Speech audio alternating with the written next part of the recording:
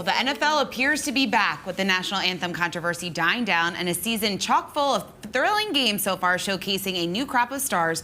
Ratings for the league are up for the first time since 2015. But with more scrutiny than ever, the battle to win championships and build dynasties is arguably the most challenging it's been in the league's history. Well, our next guest knows a little bit something about this. In fact, he wrote a book on it. Joining us now is Mike Lombardi, former NFL executive and author of the new book, Gridiron Genius. And Mike, thanks so much for being here. So, thank you. To say that you know a little bit something about this is a bit of an understatement. As you can see, you're wearing one of your Super Bowl rings right there. What does it take to build a dynasty or to build a successful team? Well, you know, football is like any other business. It really is. It's about culture. It's about building the right culture, and that starts with the owner establishing the plan that you need to put into effect. And owner's job is to really talk about what the culture is, what he expects from the organization, then have the people implement that. And that's why in 1984, when I was working for Coach Walsh, he said, you know, we're only competing against 8 teams here, and the league was 28 teams at that time. And I thought it was about the general managers or the players or the quarterbacks, and he was really talking about culture within the building. And so what you do in business and what you do in football are exactly the same thing. Mike, you heard Shauna mention that ratings are up. What's your take on why? Of course, we've had some people on here and they point right to the young quarterbacks. That's one thing, but I think there's a lot going on at once. Well, I think, look, the game's more offensive than it's ever been. I think the young quarterbacks have a lot to do with it, but the games are really entertaining.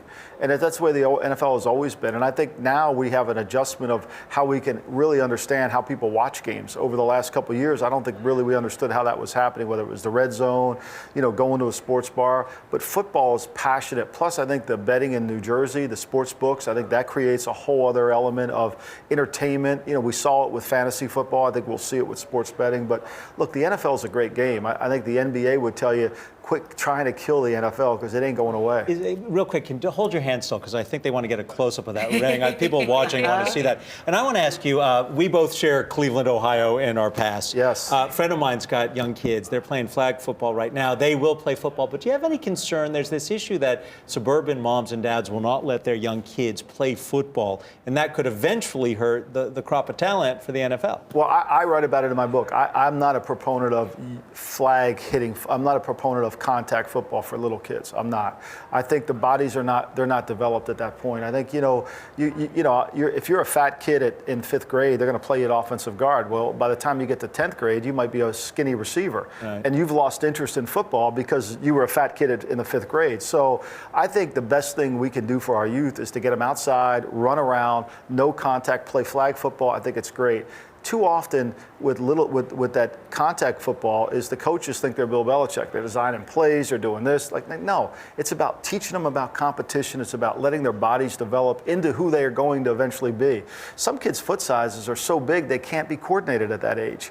That doesn't mean they're not going to be good athletes, just that they're not coordinated at that age. And I think that step needs to be put into place. I'd never let my kids play Little League football.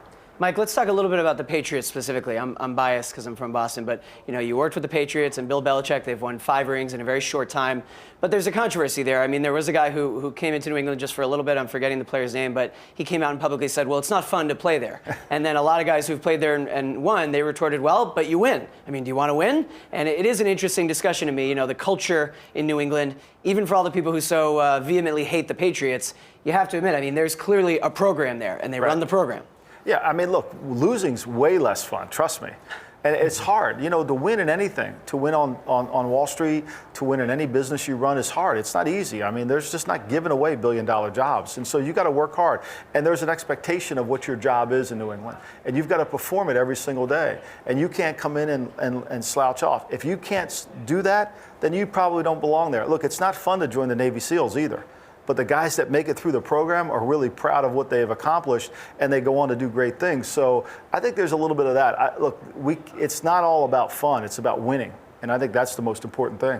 Mike, we had Charlie Ebersol on the show earlier this week, and he's launching the Alliance of American Football League. Mm-hmm. It's not going to take on the NFL, meaning that it's not going to be in the fall, so it won't be in direct competition. But there's lots of talk about how they will be able to attract top talent. Do you think there will ever be a competitor to the NFL, or is it just simply untouchable? I don't think there'll be a competitor to the NFL, but I think there's a huge need for player development. I think that the way the league is set up, because of the collective bargaining agreement, because of the limitations on practice, because of the way college football is playing right now, I think it's difficult to develop talent. And I think these leagues that are coming in, whether it's the Alliance League or Vince McMahon's league that's due in 2021, I think will help players develop, because football is a developmental sport. It isn't something that you just absolutely go to and become great at. You have to work at it. And I think they're good. I think it's great for the league. I think it's great for the NFL, and they should embrace it. They've tried to do it with the Canadian League. It just hasn't been able to work the marriage out. Mike, the anthem protests have sort of faded and waned as a talking point. But since we have you and you worked in so many front offices, I have to ask you, team executives' view toward Kaepernick. I mean, when guys see that there's someone starting games, Nathan Peterman in Buffalo, the popular retort is they say, well, look, they've got Kaepernick, and no team wants to sign him?